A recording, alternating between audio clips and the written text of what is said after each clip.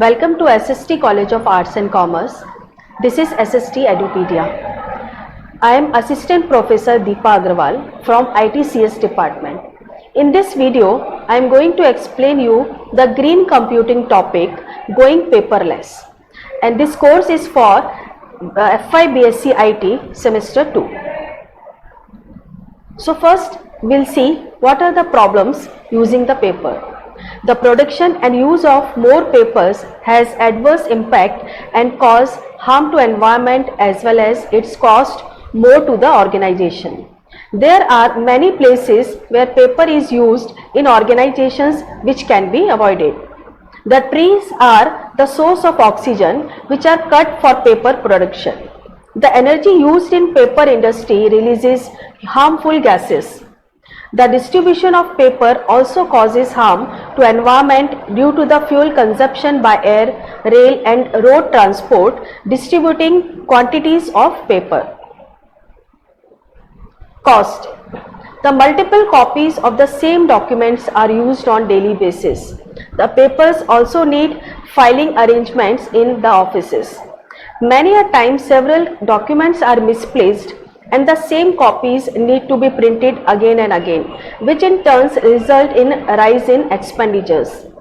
On the other hand, if we decide to go for electronic document, then it has following advantages. First, these documents do not consume physical space because they are stored on a server. Second, we can easily locate on electronic document quickly through a file search. Third, electronic documents are shared electronically via email, shared servers, posted on websites, etc. If necessary, we can print the electronic content. High level of security can be realized with electronic documents rather than paper. If we go for paperless, then following goals are achievable. Saving the costs associated with paper, printers, copiers, fax machines, ink and toner cartridge. Removing filing cabinets are reducing office space. Quick responses of customers can be achieved by directing business in a mobile environment. Increasing efficiency of our staff by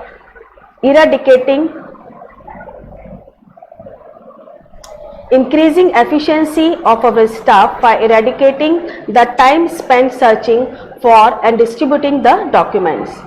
With mobile computing solutions, an expert image to our customers can be presented. Our working speed will increase by removing the time wasted on receiving paper signature on agreements and forms that requires hand delivery. Backup of documents can be done securely and on regular basis. We can achieve real-time updates and delivery of documents. Paper and office. It is essential for an organization to become paperless, which will surely help in achieving cost saving and also environment saving. Practicality. Let us consider an example. You are in an interview and ask for your degree certificates and you forgot it at home. By the time you will bring them from home for verifications, your interviewer might have chosen another candidate in place of you. You might lose your job. So for that, you can use your laptop and take a printout of your degree certificates. Storage. Usually in offices, lots of papers are misplaced and lying around unused. These documents are present on shelves or tucked away in filing cabinets. If we use less paper, we will be able to free up office space, filing cabinets can be removed and also save the expenses of buying new filing cabinets. The storage cost and paper price combined gives overall paper cost. The cost may not look big, but when we start adding up all these little costs, the total gets to be pretty large. Destruction. Generally, maximum number of used and unused papers are thrown into trash. It is expensive for an organization and also cause adverse impact on environment. Also, if we are using shredder, to destroy sensitive documents, then it consumes more electricity and thus increases the cost and has harmful impact on environment. Going paperless will save money in the cost of printing, mailing, shipping and storage. But as we proceed with the system, there are other advantages too. It takes less time for finding for lost paperwork. It provides the ability to access most documents in seconds. It gives the ability to access all our documents from home or satellite offices. It saves the space in our office as filing cabinets are moved out. Changing over. Once we are having a paperless scheme in place, we can deal with every aspects related with it. Here all we need is to scan our paperwork and save it to our network.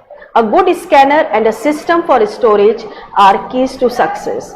Now we'll see what are the hardware required for that. The device we are purchasing for scanning must be fast enough to scan and also able to scan on both sides of the pages. We should consider the scanners that include copies of Adobe Acrobat Standard or another PDF creator. The selection of scanner also depends on organizational needs and budget. Obviously, we scan documents take some place on our electronic storage, but it is not a big issue. Now we see what are the softwares required. A good scanner should come with drivers to make it work with whatever computer system you have in your organization. The driver should allow for the management of the following: resolution, color bit depth, file type, default folders.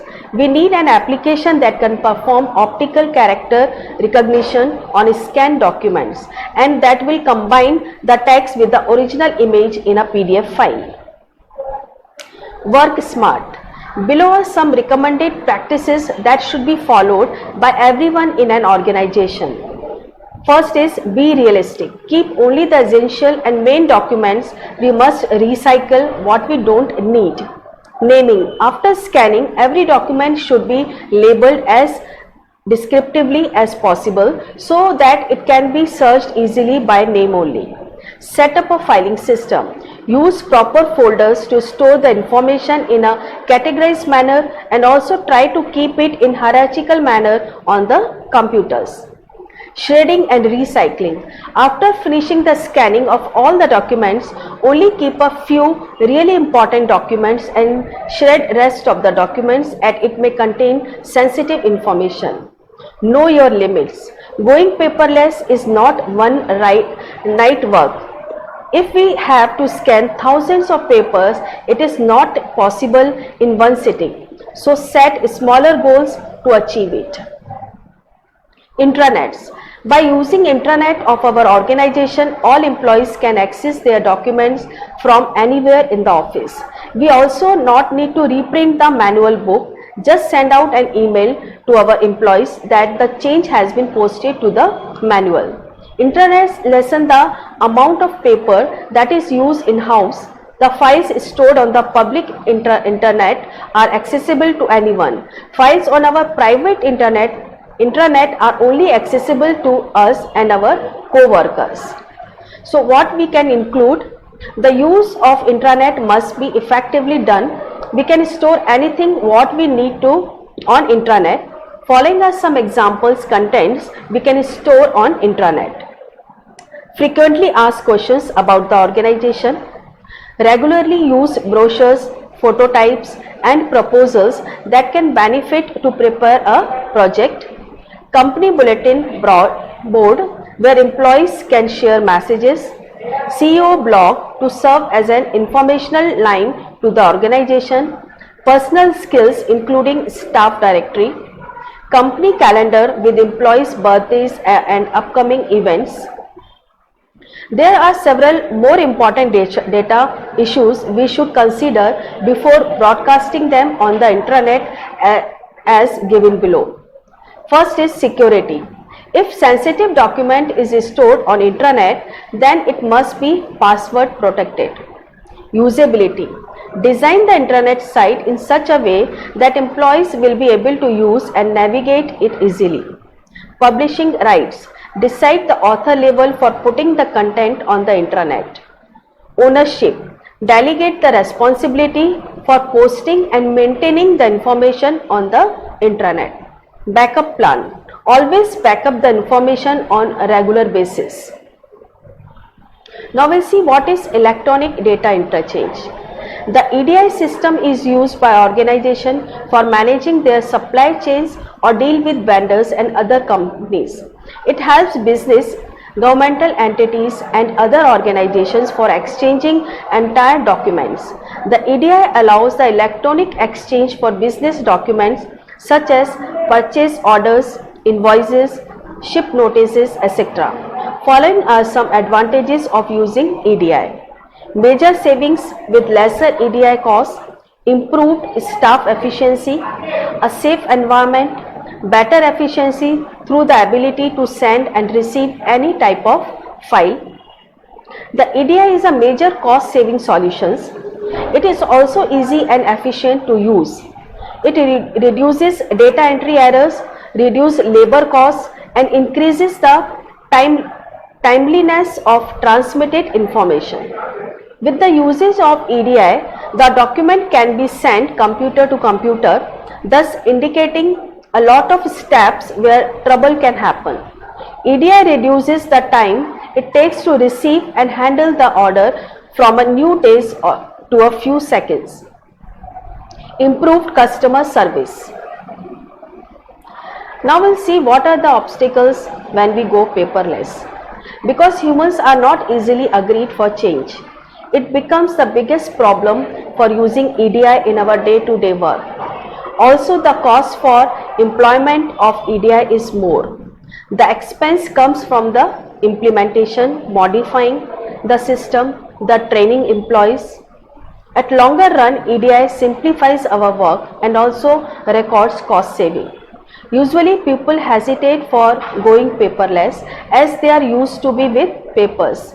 We should not implement it all at once. We can introduce new paperless techniques as they arise, which means making one business stream paperless at a time. So message is clear, going paperless helps our company save money and it helps and protects environment too. Thank you.